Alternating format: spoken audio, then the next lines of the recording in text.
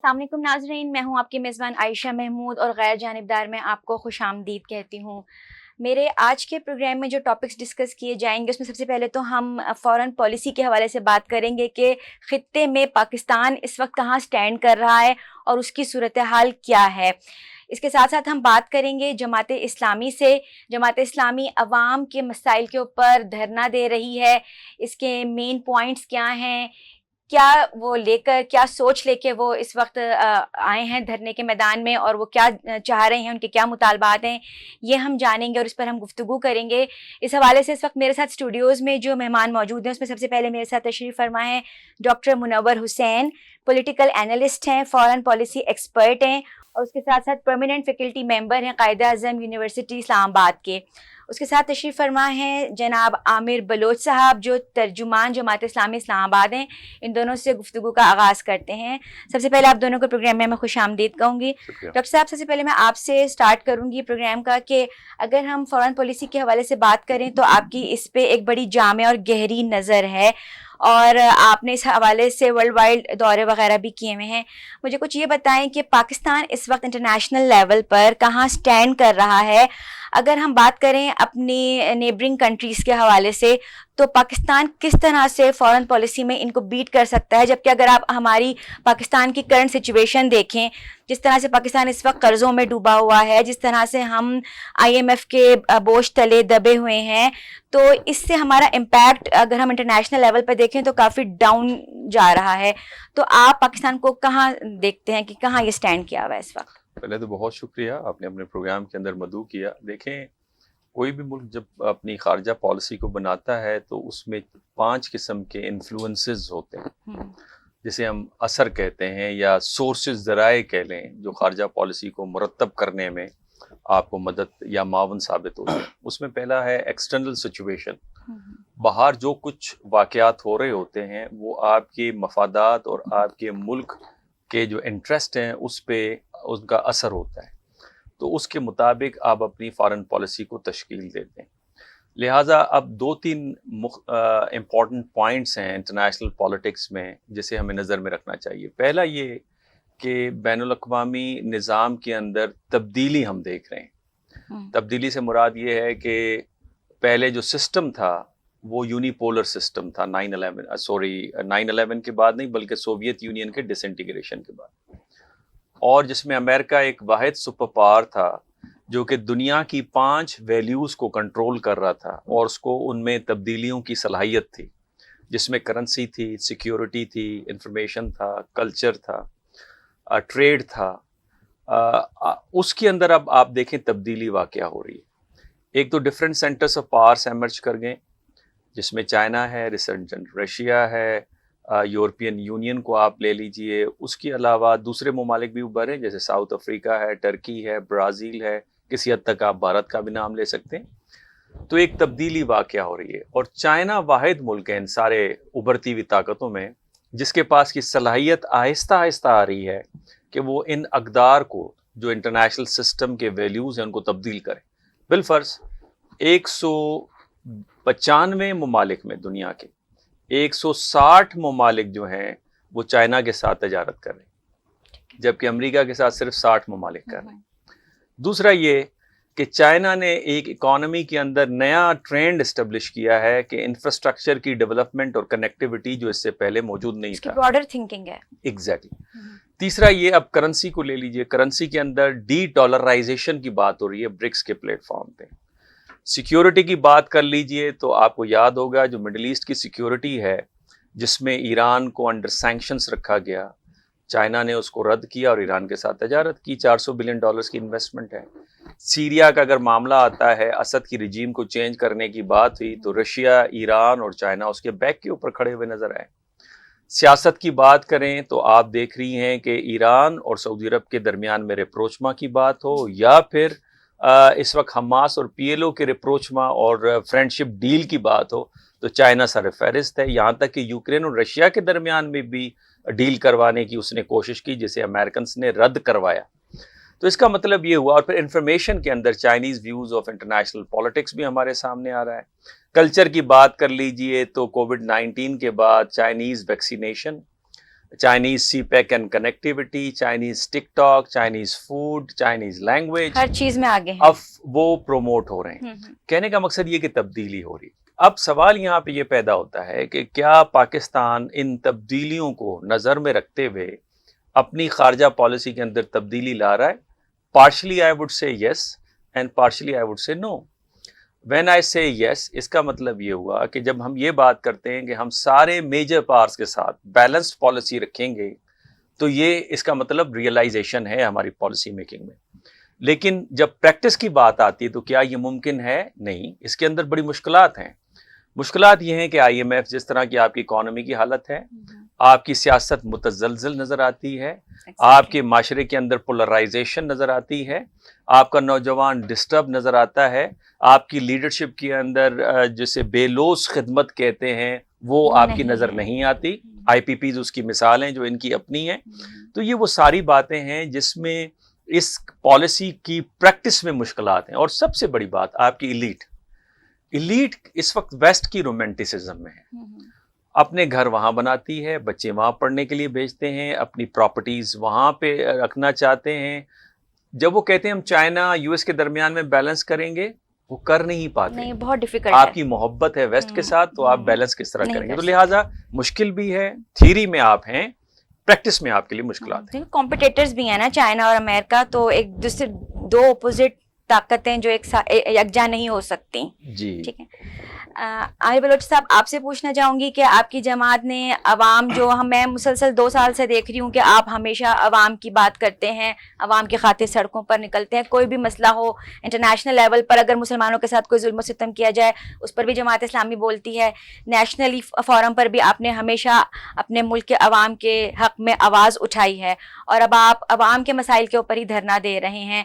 اس دھرنے کے main points کیا ہیں؟ آپ کا ایجنڈا کیا ہے؟ ہمارے ناظرین کو بتائیے. دیکھیں، بسم اللہ الرحمن الرحیم. بہت شکریہ کہ آپ عوام اور ہمارے درمیان میسیج کا ایک ذریعہ بنے. اس وقت جو بدقسمتی سے ہماری حکومت براجمان ہے، یہ وہ حکومت ہے جو کہ فارم 45 کے نتیجے میں نہیں آئی، جو عوامی نمائندگی کی نمائندہ حکومت نہیں ہے، بلکہ اس کو لا کر مسلط کر دیا گیا. ایک حکومت پر پارٹی براجمان ہے جس کی 17 سیٹیں اوریجنل جیتی ہوئی ہیں، اور اس کو لا کے میجر بڑی پارٹی کے طور پہ عوام میں سامنے لایا گیا. دوسری پارٹی ہے جو جمہوریت کھپے کھپے کا نعرہ تو بہت بلند کرتی رہی، لیکن جمہوریت کو بے دخل کرنے میں، جمہوریت کو رندہ پھیرنے میں، جمہوریت کا بیڑا غرق کرنے میں اس پیپل پارٹی کا بڑا میجر کردار رہا. اب جیسے تیسے بھی حکومت عوامی رائے کو مسلط کرتے ہوئے، عوامی رائے کو دباتے ہوئے ان کو مسلط تو کیا گیا، لیکن اس کے نتیجے میں اس حکومت نے یہ جو حکومتی نعرے ان کے آپ مہینہ 2-4 پیچھے سنے، جو الیکشن کیمپین میں سنائی دیتے تھے کہ 300 یونٹ تک ہم بجلی مفت فراہم کریں گے. پھر روٹی کپڑا اور مکان کا نعرہ تو ان کا جدی پشتی نعرہ ہے جو تاریخ سے لگایا جا رہا ہے، لیکن روٹی چھیننے میں، ان کا کپڑا نوچنے میں، ان کے مکان سے بے دخل کرنے میں اس پارٹی کا بھی بڑا میجر کردار رہا ہے. تو اس وقت جو فارم 45 کی حکومت ہے، یہ اخلاقی طور پر یہ جواز نہیں رکھتی کہ حکومت کا کام، جس کا کام عوام کو ریلیف دینا ہے، جس کا عوام کے دکھ درد میں مداوع کرنا ہے، وہ اس وقت عوامی دکھ درد میں اضافہ کر رہی ہے اور جاگیرداروں اور سرمایہ داروں کو ریلیف دے رہی ہے. بہت برے حالات ہیں، بہت برے حالات ہیں. تو اس وقت ہمارا واحد جماعت اسلامی وہ پارٹی ہے جو اس وقت عوامی آواز ہے. کوئی بھی پارٹی ہو، اگر کوئی چیخ چلا بھی رہی ہے تو اپنے اقتدار کے لیے چلا رہی ہے کہ ان کو کیوں آنے دیا، ہمیں کیوں نہیں آنے دیا، اس کے اوپر بحث جاری ہے. اپوزیشن بھی اپنے اقتدار کے لیے جو ہے وہ سرگرم عمل ہے. تو جماعت اسلامی عوامی نمائندہ جماعت ہے، عوام کے ایشوز کو سمجھتی ہے. ہم نیچے گراؤنڈ لیول پر موجود ہیں، ہم اسٹریٹ پاور رکھتے ہیں، اور ہم یہ سمجھتے ہیں کہ عوام اس وقت تلملا رہی ہے. کس وجہ سے تلملا رہی ہے کہ بجلی کے بل جو ہیں وہ ان کی ماہانہ آمدن سے بھی زیادہ ہیں. صرف بل، آپ صحت، تعلیم، بچوں اور ان سارے معاملات کو بہت پیچھے رکھ لیجیے. تو عوام کی اس احساس کو مد نظر رکھتے ہوئے جماعت اسلامی نے یہ فیصلہ کیا کہ جماعت اسلامی عوام کی نمائندہ جماعت ہے، اور جماعت اسلامی ان کی نمائندگی کرتے ہوئے حکمرانوں کے ایوانوں کے باہر پہنچے گی اور ان سے یہ مطالبہ کرے گی کہ یہ جو بجلی کے قیمتوں میں بے پناہ اضافہ کیا گیا، جو عیاشیاں اپنی ختم کرنے کی بجائے، اپنی مراعات کو ختم کرنے کی بجائے عوام پر بوجھ ڈالا گیا اور ٹیکسز کی بھرمار کر دی گئی. IMF کا ایک بجٹ جو ہے وہ لا کے کاپی پیسٹ کر کے وہ پیش کر دیا گیا اور اس کو منظور بھی کروا لیا گیا. اور اس کے علاوہ عوام پر ہر وہ بوجھ ڈالا گیا جو کہ عوام سہنے کی سکت نہیں رکھتی.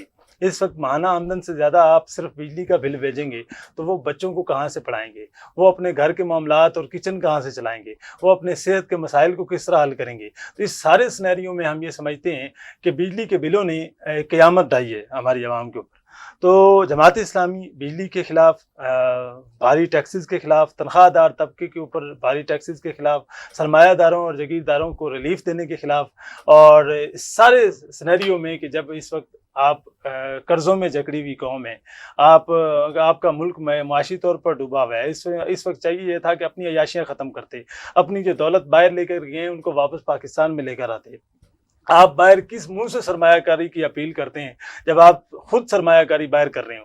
آپ کی دبئی لیکس ابھی حال ہی میں سامنے آئی ہیں، تو آپ کی ساری جو سرمایہ کاری ہے وہ باہر ہے، اور آپ باہر والوں سے کہتے ہیں کہ آپ برائے کرم پاکستان آئیے اور یہاں سرمایہ کریے. کس منہ سے، شرم ان کو نہیں آتی کہ کس منہ سے باہر کے لوگوں کو یہ سرمایہ کاری کے لیے آمادہ کرنے جاتے ہیں؟ تو ہم یہ سمجھتے ہیں کہ یہ جو مسلط کردہ فارم 45 کی حکومت ہے، اس کے پاس کوئی مینڈیٹ نہیں ہے، کوئی اخلاقی جواز نہیں ہے کہ یہ اس طرح کے بوجھ لا دیں. تو جماعت اسلامی عوام کی نمائندگی کرتے ہوئے اس وقت اسلام آباد کا رخ کر رہی ہے. ہمارے قافلے جو ہیں وہ مختلف شہروں سے روانہ ہو چکے ہیں، اور اسلام آباد کے ڈی چوک کے اندر انشاءاللہ پنڈال سجے گا. اور ہم یہ چاہتے ہیں کہ بجلی کی قیمتوں میں کمی کی جائے. فی یونٹ جو گھریلو یونٹ ہے وہ 10 روپے اور کمرشل یونٹ 15 روپے کیا جائے. سلیب سسٹم کا جو قیامت ڈھائی کی ہے کہ 200 یونٹ پر اتنا بل آئے گا، اور اگر 201 یوز کرو گے تو اس کے بعد پھر ایک دم سے ہزاروں روپے کا فرق آ جائے گا. پھر بجلی کے اندر سرچارج کا ٹیکس، ٹی وی ٹیکس، فلانا ٹیکس، ڈھمکانا ٹیکس، اتنا ایگزیکٹ بل نہیں ہوتا جو ایکچوئل بل ہے، اور اس سے زیادہ جو ہے وہ ٹیکسز جو ہیں وہ نظر آتے ہیں.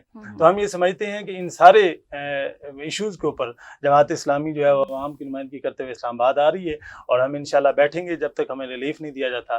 ہم یہاں پر دھرنا دیں گے. یہ فارم 47 کی حکومت. ڈاکٹر صاحب آپ بتائیں کہ بین الاقوامی سیاست میں جو تبدیلیاں وقوع پذیر ہو رہی ہیں، اس حساب سے کیا ہماری پالیسی میں بھی کوئی چینجنگ آ رہی ہے یا وہ اسٹیٹک پالیسی ہے؟ دیکھیں وہ تو میں نے پہلے ہی آپ کو بتا دیا کہ جو بین الاقوامی سیاست کے اندر جو تبدیلیاں وقوع پذیر ہیں. دیکھیں اس وقت پوری دنیا کا نظام جو ہے وہ کرائسس سچویشن میں، اور پاکستان بھی کرائسس سچویشن سے ہی گزر رہا ہے. کرائسس سچویشن کو ہم ایسے ایکسپلین کرتے ہیں جس میں 3 ایلیمنٹس ہوتے ہیں: element of surprise, element of short time to response, اور ایلیمنٹ آف تھریٹ. اب آپ دنیا کے نظام کو دیکھیے، جو غزہ وار ہے، یوکرین کی وار ہے، چائنا سی کے اندر جو ٹینشن ہے، انڈو پیسیفک اسٹریٹجی ہے، اس کی وجہ سے ایک تھریٹ پورے نظام کو موجود ہے کہ جو پیس ہے دنیا کا وہ متاثر ہو رہا ہے، متزلزل ہے. دوسرا شارٹ ٹائم ٹو رسپانس. اگر آپ نے ان چھوٹی چھوٹی وارز کو مینیج نہیں کیا تو یہ چھوٹی چھوٹی وار خطوں کی جنگ میں تبدیل ہو جائے گی، اور جب خطے جنگ کی لپیٹ میں آتے ہیں تو پھر دنیا کا نظام بھی اس جنگ کی لپیٹ میں آ جاتا ہے.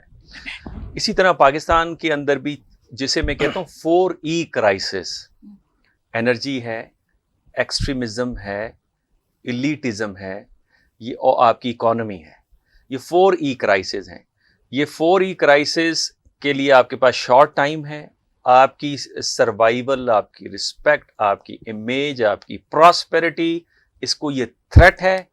اور یہ سرپرائز بھی ہے کہ with in the span of 2 years، 2 سے 3 سالوں کے اندر جو کچھ اس ملک کے ساتھ ہو گیا ہے وہ بڑا عجیب ہے. اتنا تیزی کے ساتھ اس کی گراوٹ ہوئی ہے. ڈاکٹر صاحب کیا دیکھ رہے ہیں کہ یہ تو دیکھیں ہمارا جو پولیٹیکل سسٹم ہے، اس میں تو جب بھی کوئی نئی گورنمنٹ آتی ہے وہ ایک ہی چیز ہے کہ ایک ہی چیز کا رونا روتے رہتے ہیں، وہی ساری سچویشنز رہتی ہیں، وہی سرکمسٹانسز رہتے ہیں، چینجنگ آ نہیں سکتی. اور یہ تقریباً 70 سال ہو گئے پاکستان کو بنے ہوئے، مور دین 70 ایئرز، اور ہم ان کرائسس کو فیس کر رہے ہیں. تو ایک ایسا لائے عمل تشکیل کیوں نہیں دیا جا سکتا کہ ہم ایک اسٹرانگ فارن پالیسی کے ذریعے اپنے ملک کے اندر ایسی بہتری لا سکیں کہ اپنے ملک کو ڈیولپمنٹ کی طرف لے کے جا سکیں؟ دیکھیں جناح صاحب کو 1955 میں ایک ریسرچ کرنے ایک شخص گیا، اور اس نے برطانیہ کی لائبریری میں قائد اعظم پہ کچھ پیپرز نکالے. اس میں اس کے ہاتھ میں کچھ ایسے پیپرز لگے جو کہ بہت پرانے تھے، جس کی سیاہی مٹنے لگی.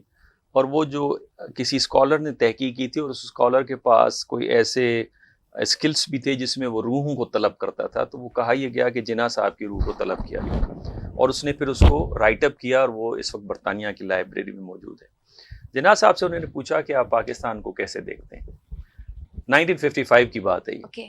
اس وقت محمد علی بوگرا صاحب گورنر جنرل تھے.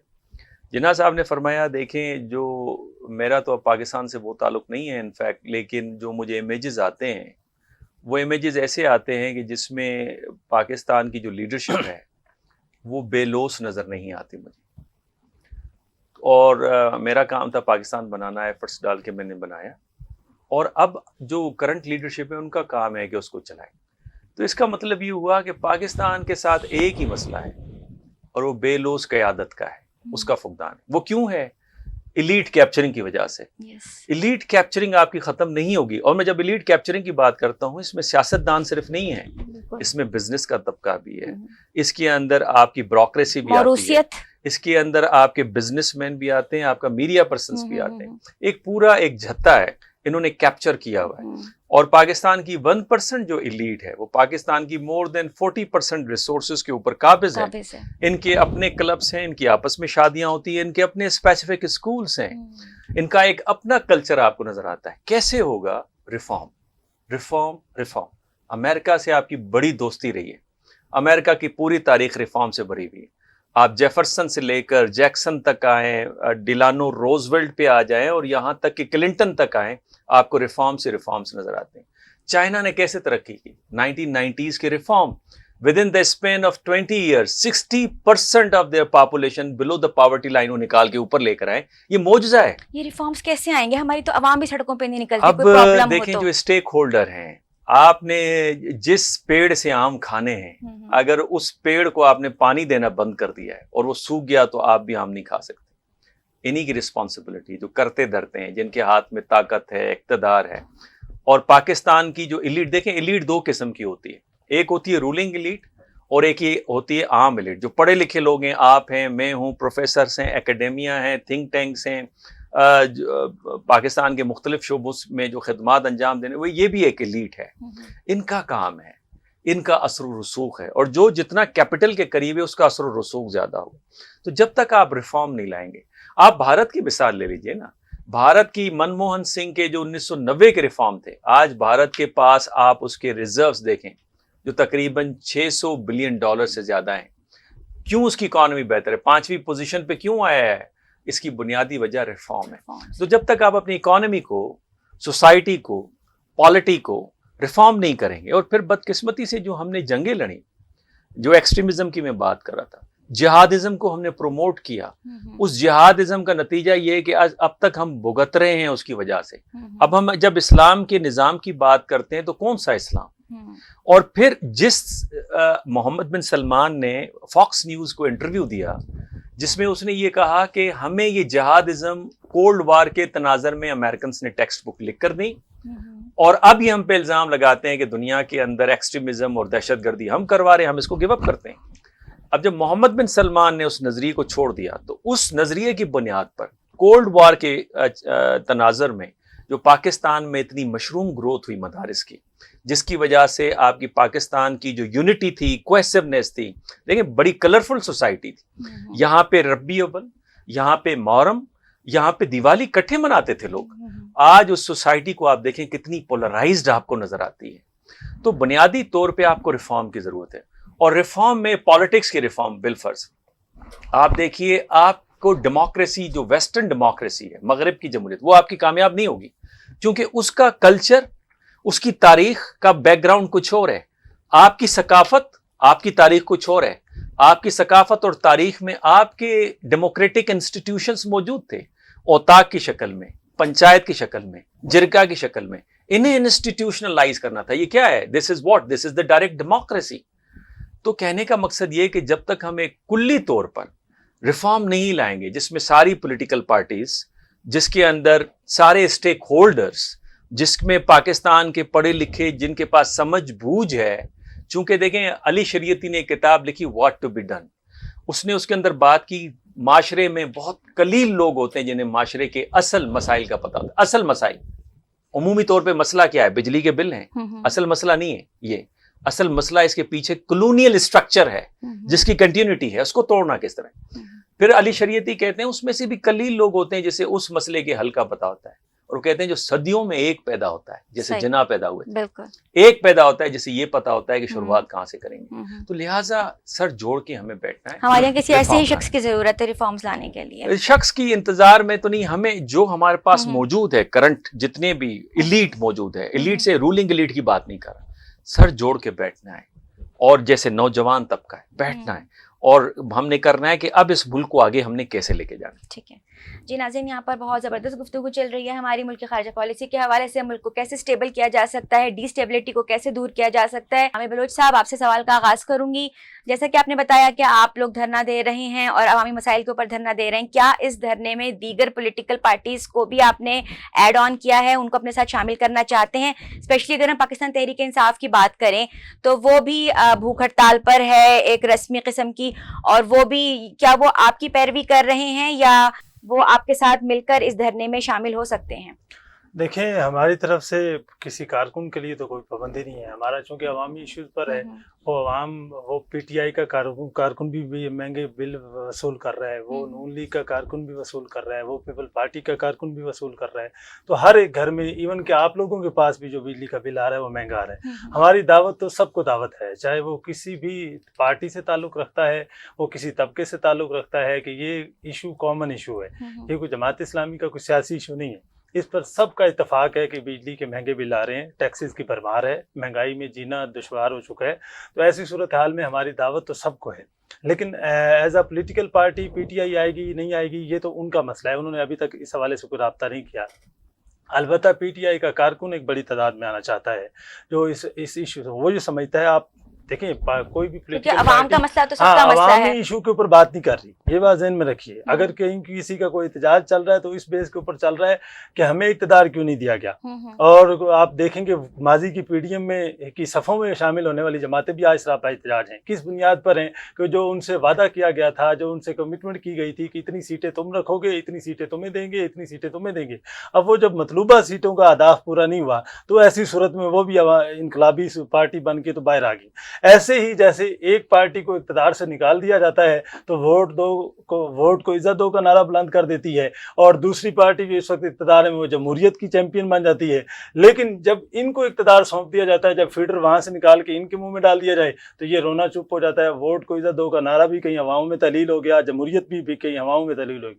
دیکھیے, پیپل پارٹی کتنی بڑی منافق پارٹی ہے, اس بات سے اندازہ لگائیے کہ جمہوری سوچ اور اپروچ کی بات کرتی ہے, گفتار سے یہ چیز نکلتی ہے, لیکن کردار دیکھ لیجئے کہ ہر اس ہتھ کنڈے میں ساتھ کھڑی ہوتی ہے جو آئین کے خلاف ہے, جو جمہوریت کے خلاف ہے. جب تحریک عدم اعتماد لائی گئی, اسی پیپل پارٹی نے ان کا ساتھ دیا, اسی پیپل پارٹی نے منہ سے یہ کہا کہ ہم پی ڈی ایم کا حصہ نہیں ہیں, ان کے فورم کا حصہ نہیں ہے, لیکن پی ڈی ایم کے ہر حرکت, ہر کرتوت کے ساتھ کھڑی ہوئی اور وہ اس تحریک عدم اعتماد میں ان کا ساتھ دیا. اب موجودہ جو ہے وہ پی ٹی آئی پر پابندی کا معاملہ دیکھ لیں, پیپل پارٹی چھوڑ دے اقتدار, کہے کہ یہ غیر جمہوری قدم ہے. کسی بھی سیاسی بظاہر الفاظ سے تو ایک بار آپ کہہ چکے ہیں کہ جی یہ غیر جمہوری عمل ہے, پیپل پارٹی سپورٹ نہیں کرے گی تو عوام سے باہر آئے گی. یہی ہوگا نا کہ آپ کے سارے وہ حکومت چل رہی ہے, آپ باہر آ جائیں, آپ غیر جمہوری عمل کو سپورٹ نہیں کرتے تو آپ جو ہے وہ ان کے خلاف کھڑے ہوں اور ان کے ساتھ جمہوریت کے ساتھ کھڑے ہوں. ٹی ایل پی نے دھرنا دیا تھا, وہ کافی رسمی دھرنا تھا, آئے اور چلے گئے, کیا آپ کا اس نوعیت کا تو نہیں ہوگا؟ دیکھیں, نہیں ہے. جماعت اسلامی کا جو دھرنا ہے, بہرحال ٹی ایل پی کی اپنی پالیسی ہے, اپنی پارٹی ہے, انہوں نے دھرنا دیا کہ جہاں پر دیا وہ ان کی بحث ہے. لیکن یہ ہے کہ جماعت اسلامی کوئی ہومیوپیتھک دھرنا نہیں دینا چاہتی. جماعت اسلامی اگر نکل رہی ہے, کارکن کو نکال رہی ہے, عوام کو نکال رہی ہے, تو ہم یہاں پہ اس لیے نہیں آ رہے کہ ہم کوئی گھنٹہ 2 گھنٹہ بیٹھیں گے یا دن 2 دن بیٹھیں گے اور بغیر کچھ حاصل کیے چلے جائیں گے. تو عوام بکھری ہوئی ہے, عوام کا غم و غصہ ہے. جماعت اسلامی اس کو جمہوری طرز عمل کے تحت احتجاج کی صورت میں لے کر آ رہی ہے, ایک آئینی اور قانونی دائرہ کار میں کر رہی ہے. تو حکومت کو یہ چاہیے کہ اس وقت خدارہ عوام کو ریلیف دیں اور اپنی مراعات اور اشرافیہ کی مراعات کو خاتمہ کریں. تو اگر کوئی بھی کسی بھی پارٹی سے کوئی تعلق رکھتا ہے کارکن, ہماری کھلے عام دعوت ہے, ہماری ہر طبقے کو دعوت ہے کہ وہ آئیں اور اس جماعت اسلامی کے دھرنے میں ساتھ دیں. یہ صرف جماعت اسلامی کا کوئی سیاسی پوائنٹ سکورنگ کے لیے دھرنا نہیں ہے.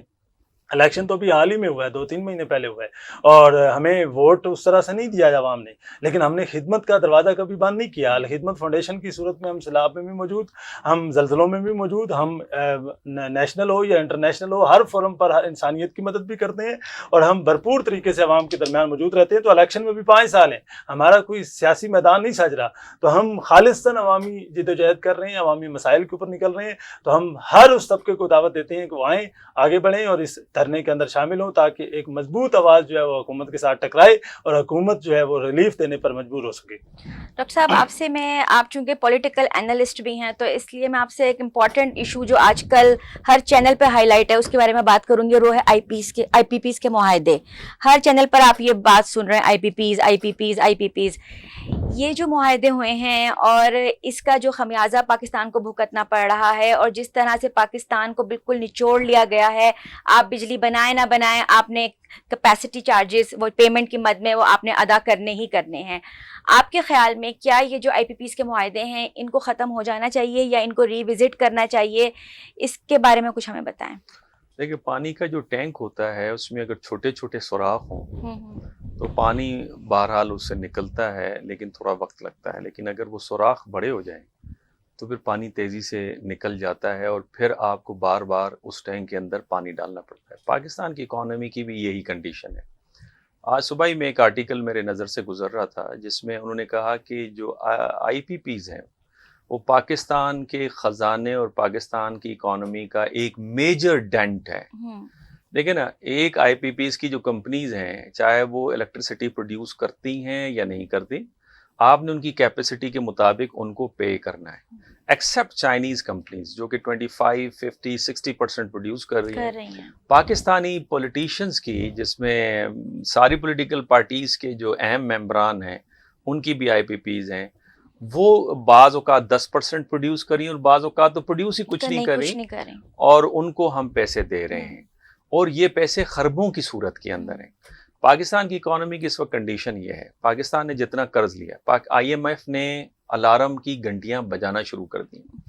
آپ کی روزانہ آمدنی ہے ٹیکسز کی مد میں 5 ارب روپیہ، اور آپ انٹرسٹ کی مد میں، قرضوں کی مد میں نہیں، انٹرسٹ کی مد میں 7 ارب روپیہ ڈیلی آپ نے اس کا انٹرسٹ دینا ہے۔ اب جس دکان کی 5 ارب روپے آمدنی، 5 روپے آمدنی ہو اور 7 روپے اس کا خرچہ ہو، وہ دکان کیسے چلے گی؟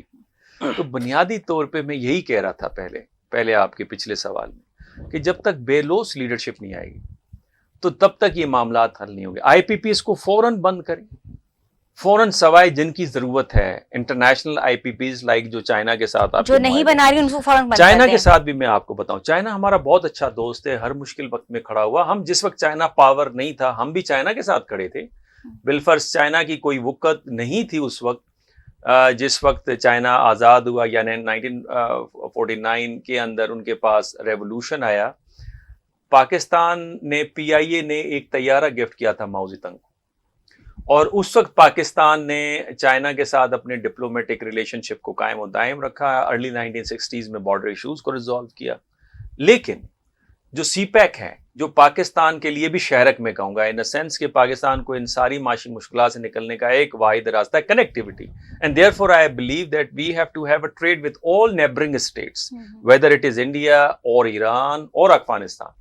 ہاں، انڈیا کے ساتھ جو آپ کے اسٹریٹجک کانفلکٹ ہیں ان کو آپ اپنی جگہ پہ رکھیں، اس پہ کمپیٹ بھی کریں، بیکاز کمپارٹمنٹلائزیشن ہوتی ہے ریلیشن شپ میں۔ ایک کمپارٹمنٹ میں تعلقات خراب ہے تو باقی میں آپ نے ان کا برین واش کرنے کے لیے، چونکہ ہندوتوا نے ان کے برین واش کو اس حد تک خراب کیا ہے، بلکہ ان کی سوسائٹی پہ بھی اتنا برا اثر پڑا ہے کہ آپ نے دیکھا کہ ان کا ریسنٹلی میزائل گائیڈڈ شپ 2 دن پہلے اسے 3 سکھ آفیسرز نے بارود سے اڑا دیا۔ یہ اس کا نتیجہ ہے ہندوتوا کا۔ لیکن آ جاتے ہیں چائنا کے اوپر۔ چائنا آپ کا پرانا دوست ہے۔ چائنا سے جو آپ نے قرضے لیے، آپ کو یہ پتا ہے کہ چائنا نے جاپان کو جو قرضہ دیا ہے وہ 1% انٹرسٹ کے اوپر ہے۔ پاکستان کے پاس جو قرضہ ہے وہ 6 سے 7% پہ۔ آپ آئی ایم ایف سے جو لیتے ہیں وہ 2% پہ۔ اندازہ کریں دنیا کے مہنگے ترین قرضے ہم نے لیے۔ تو کہنے کا مقصد یہ ہے کہ آپ، اس کا مطلب آپ کی نیگوسیشنز میں آپ کا فیلئر ہے، اور جہاں جہاں آپ کو ایڈوانٹیج ہوتا ہے جس مقام کے اوپر، وہ جنگ بھی آپ ہرا دیتے ہیں بیکاز اس کی بنیادی وجہ ہے کہ معاشی طور پہ کمزور ہیں. ہماری فارن پالیسی تو پھر فیلئر کے شکار ہے نا. فارن پالیسی آپ کے ڈپلومیٹس بہت ایفیشینٹ ہیں, فارن آفس دن رات کام کر رہا ہے, لیکن اگر اندرونی کمزوری ہو, دیکھیں نا, اگر آپ کے گھر کے اندر ہی, وہ کہتے ہیں گھر کا بیتی لنکا ڈھائے, اگر گھر کے اندر ہی کمزوری ہو تو باہر آپ کا تاثر کیا بنے گا, چونکہ آپ کو طاقت گھر سے ملتی, آپ کی معیشت کی یہ عالم ہے, آپ کی سیاست کا یہ عالم ہے جو ابھی ہمارے دوست فرما رہے تھے. اس کے علاوہ آپ کے جو معاشرہ ہے وہ متذبذب ہے کہ جس کی 30,000 روپے تنخواہ ہے اس کا 16,000 روپے بل ہے, یہاں تک کہ جو پاکستان کے نون ایکٹرز ہیں وہ پروٹیسٹ کے اوپر آ گئے ہیں, جو وائٹ کالر جاب کرتے ہیں وہ سر پیٹنا شروع ہو گئے ہیں, خودکشیاں ہونا شروع ہو گئی. ریسنٹلی 2-4 خودکشیاں ہوئی ہیں پنجاب کے اندر, سندھ کے اندر, اپنی فیملی ممبرس کو مارا جا رہا تو ہے. یہ میں وہی اگین آئے سے کہ دس از دا ٹائم. دیکھیں اس سے ہم نیچے مزید نہیں جا سکتے. اچھا, آئی پی پیز کا آپ جو کہہ رہے ہیں کہ یہ ختم ہو جانے چاہیے, تو پاکستان تو 2030 تک کے لیے پابند ہے کہ یہ انہوں نے تو ادا کرنے ہی کرنے ہیں. وہ تو ابھی انہوں نے ایکسٹینشن دی نا جی, اور انہوں نے جو ایکسٹینشن دی اگین 10 ایئرس کے لیے, وہ ایکسٹینشن کیوں دی؟ وہ نہیں دینی چاہیے تھی. اگر یہ بے لوث لیڈرشپ ہے ہماری تو یہ کیوں دی؟ اور آپ کو میں ایک مزے کی بات بتاتا چلوں کہ میں گلگت بلتستان کیا, ایک جرمن اسٹڈی کے مطابق 1,20,000 میگا واٹ گلگت کے رننگ پانی کے اوپر ہو سکتا ہے. کشمیر کا رننگ واٹر جو ہے اس پہ آپ بجلی پیدا کر سکتے ہیں. پاکستان میں دھوپ کتنی ہے. بالکل. آج کل آپ کے جو بچے, اسلام آباد کا ایک بچہ ہے, مجھے بڑی خوشی ہوئی, یہاں G63 میں ایک ماڈل کالج ہے, ان کے پرنسپل کا بیٹا ہے جس نے ایک ہائبرڈ سسٹم کو اس کو ایجاد کیا ہے, جس میں ہوا اور سولر سسٹم اور بیٹری کے جو انرجی ہے اس کو وہ سنتھسائز کرے گا اور وہ بجلی پیدا کرے گا. تو ایسے بچوں کو, ایسی ٹیکنالوجی کو آگے لے کے سر, گیس بہت ہے ہمارے یہاں, گیس کے ذخائر ہیں, وہاں تک نہیں پہنچا جا رہا. گیس آنے تو دیں سردیاں, اس میں بھی بلوں میں ہمیں پتہ چل جائے گا. آپ بتائیں عامر بلوچ صاحب, آپ کے ماشاءاللہ اب جو آپ کے لیڈرشپ ہے وہ حافظ نعیم صاحب کے ہاتھ میں ہے, اور ماشاءاللہ وہ جب سے ہم ان کو دیکھ رہے ہیں کہ وہ آئے ہیں اس میں, وہ کافی ہمیں ایکٹیو نظر آ رہے ہیں اور اس جماعت کو بڑے پرزور طریقے سے چلا رہے ہیں. آپ بتائیں کہ ان کا مین مینیفیسٹو کیا ہے اور وہ اس جماعت میں مزید بہتری لانے کے لیے کیا اقدامات کر رہے ہیں؟ نہیں, حافظ صاحب جو ہیں ہمارے امیر محترم, ایک کراچی کے اندر, کراچی کی پاکٹ کی صورت میں, کراچی چیپٹر کی صورت میں ایک بڑی اسٹرانگ عوامی ایشوز کی آواز تھے وہاں پر. وہ خاصا تجربہ رکھتے ہیں کہ کیسے حکومت کو مجبور کیا جائے, کیسے عوامی دباؤ کے نتیجے میں عوام کے لیے ریلیف لیا جائے, تو وہ ایک تجربہ رکھتے ہیں اس حوالے سے. تو الحمدللہ جماعت اسلامی اپنے امیر محترم کے پیچھے لبیک کی آواز صدا بلند کیے ہوئے, اور ہم انشاءاللہ بھرپور طریقے سے ان کے ساتھ کھڑے ہیں. اور ایون کہ ایک ایک فرد, چاہے وہ کسی بھی جماعت سے تعلق, یہ جماعت اسلامی کا خاصہ ہے کہ جماعت اسلامی ہر فرد کے اندر جو ہے وہ دل میں جگہ رکھتی ہے. چاہے کسی کا تعلق پیپل پارٹی سے بھی ہوگا, کارکن سے آپ پوچھیں گے جماعت اسلامی کے بارے میں رائے جانیں گے تو وہ جانے, ان کو یہ پتہ ہوگا کہ جماعت اسلامی ایک اچھی جماعت ہے. گو کہ الیکشن کے دنوں میں 100 مجبوریاں ہوتی ہیں, 100 معاملات ہوتے ہیں, ووٹ ادھر ادھر شفٹ ہو جاتا ہے, لیکن جماعت اسلامی کے حوالے سے رائے سب کی ایک ہے کہ اگر کوئی آواز ہے جماعت عوام کی, اگر کوئی عوامی ایشوز کی بات کر رہی ہے, اگر کوئی آواز اس وقت کوئی سیاسی لیڈر کی صورت میں عوام کے حق میں گونج رہی ہے تو وہ حافظ نعیم الرحمان صاحب کی آواز ہے. تو یہ وہ آواز ہے جو پورے پاکستان کی آواز بن چکی ہے, اور حافظ صاحب کی لیڈرشپ میں انشاءاللہ جماعت اسلامی بھرپور طریقے سے جدوجہد جاری رکھے گی. یہ صرف دھرنے کی صورت میں ہم نے کوئی ٹوکن ایکٹیویٹی نہیں کرنی, یہ دھرنا اس تحریک کا آغاز ہے جو عوامی تحریک ہے, اور یہ پورے 5 سال انشاءاللہ نکیل ڈال کے رکھے گی, اور حکومت کو لگ پتہ جائے گا کہ جماعت اسلامی میدان میں ہے. یہ ابھی تک جو ہے وہ حکومت کو ہوش میں نہیں آئی. حکومت سے ہم پرامن طریقے سے, خیر پرامن تو ہم بعد میں بھی رہیں گے, لیکن یہ آواز جو ہے نا یہ ان کو سڑکوں پر بھی سنائی دے گی, یہ وکلا کی بارز کے اندر بھی سنائی دے گی, یہ تاجر کمیونٹی کی ہڑتالوں کی صورت میں بھی سنائی دے گی, یہ صحافیوں کے لبوں پر بھی آواز سنائی دے گی. یہ ہر اس طبقے کی آواز ہے جو طبقہ محروم ہے, جو پسا ہوا طبقہ ہے, جو اس ملک کا خیر خواہ طبقہ ہے, ان سب کی جو ہے وہ حافظ نعیم الرحمان جو ہے وہ آواز بن چکے ہیں. اور حافظ نعیم صاحب کی قیادت پہ جماعت اسلامی بھرپور طریقے سے جدوجہد جاری رکھے گی, اور عوامی نمائندگی کا ایک حقیقی حق. ٹھیک ہے, آپ یہ ایسا نہیں ہے کہ جماعت اسلامی کو ووٹ نہیں پڑتا, جماعت اسلامی کو کراچی میں بھرپور طریقے سے ووٹ پڑا. جماعت اسلامی کی میئرشپ تھی, کیسے چھینا گیا آپ کو بھی پتہ ہے. ان جمہوری جمہوری کلچر کے مامے بننے والے، جمہوریت کا راگ اپنے والے 3,50,000 ووٹوں کے ساتھ میئر بنائے بیٹھے ہیں، اور 9 لاکھ ووٹر جو ہیں ان کی جو آواز تھی ان کو دبایا گیا. کس طریقے سے غیر جمہوری ہتھ کنڈے کی ضرورت دبایا گیا. تو جماعت اسلامی انشاءاللہ بھرپور طریقے سے گوادر کی صورت میں، مولانا ہدایت الرحمان کی صورت میں، وہاں بلوچستان میں ایک بھرپور آواز ہے، کراچی کی میں جماعت اسلامی ایک بھرپور طاقت رکھتی ہے، اور انشاءاللہ ملک بھر میں جماعت اسلامی کی آواز گونجے گی. اور پھر سے ٹھیک ہے، آپ ہمیں عوام سے باہر رکھتے ہیں، کس طریقے سے رکھتے ہیں یہ عوام جانتی ہے، تو ہم سڑکوں پر موجود ہیں، ہماری ایک بھرپور اپوزیشن موجود ہے. آپ کی یہ ڈمی اپوزیشن پارلیمنٹ یا عوام کے اندر نظر آتی ہے. جماعت اسلامی ایک حقیقی عوامی اپوزیشن کے طور پر موجود ہے، اور حافظ صاحب کی قیادت میں آگے بڑھے گی. ہم بھرپور اپوزیشن کریں گے، اور 5 سال اول تو یہ 5 سال پورے نہیں کریں گے. ہمارا بھرپور مطالبہ ہے، ہم یہ نہیں چاہتے کہ انتخابات دوبارہ ہوں، قوم کا پیسہ پھر سے ضائع کیا جائے، فضول سی پریکٹس دوبارہ کی جائے، پھر وہی پریکٹس ہوگی، پھر وہی طریقہ کار طرز اپنایا جائے گا، پھر اسی طریقے سے عوامی رائے کو کچلا جائے گا، پھر اسی ایک نیا حربہ استعمال کیا جائے گا. پچھلی بار ان کا سسٹم بیٹھ گیا تھا 2018 میں، اور 2023 میں جو ہے ان کا وہ فارم 47 کا انہوں نے عجوبہ کھیلا. اگلے الیکشن میں پھر کوئی نئی چال چلیں گے. تو ہم یہ چاہتے ہیں کہ فارم 45 جو کہ انہی کا دیا ہوا ایک کاغذ ہے، ایک ٹکڑا ہے جس میں عوامی آواز واضح طور پر سنائی دیتی ہے، اس کے اوپر فیصلہ کیا جائے، جوڈیشل کمیشن بنایا جائے. اس کے نتیجے میں جو ہے وہ اس پر پریشر نہ ڈالیں. جیسے اب سپریم کورٹ نے فیصلہ دیا ہے تو سپریم کورٹ پر بہرحال پریشر ہے، سپریم کورٹ اس وقت دبائی جا رہی ہے. تو ہم یہ چاہتے ہیں کہ وہ فارم 45 کا جو ٹکڑا موجود ہے وہ عوام کا ٹکڑا ہے، اس پر جو ہے فیصلہ کریں تو دودھ کا دودھ اور پانی کا پانی ہو جائے گا، اور حقیقی نمائندے جو ہیں وہ پارلیمنٹ میں پہنچ جائیں گے. ڈاکٹر صاحب آپ سے میں پاکستان کے خطے جو پاکستان ہے اور جو جس خطے میں یہ موجود ہے، میں اس کے سینیریو میں آپ سے بات کروں گی کہ اگر ہم بات کریں جس طرح سے پاکستان کا نیبرنگ کنٹری آپ نے بتایا چائنا ہے، اور اس سے بڑے اچھے تعلقات ہیں سمجھلی، اور وہ سپر پاور بھی ہے. دوسری طرف امریکہ کی بات کر لیں، امریکہ بھی سپر پاور ہے. دونوں کے بیچ میں پاکستان اگر ہو تو ایک عجیب سی کشمکش کا شکار رہتا ہے کہ کس کنٹری کے ساتھ اس کی فورن پالیسی زیادہ بہتر طور پر چل سکتی ہے. پھر اگر ہم بات کر لیں مڈل ایسٹ کے حوالے سے تو وہاں پر بھی ہماری جو خارجہ پالیسی ہے وہ ہمیں ڈیگریڈ ہوتی ہوئی نظر آتی ہے.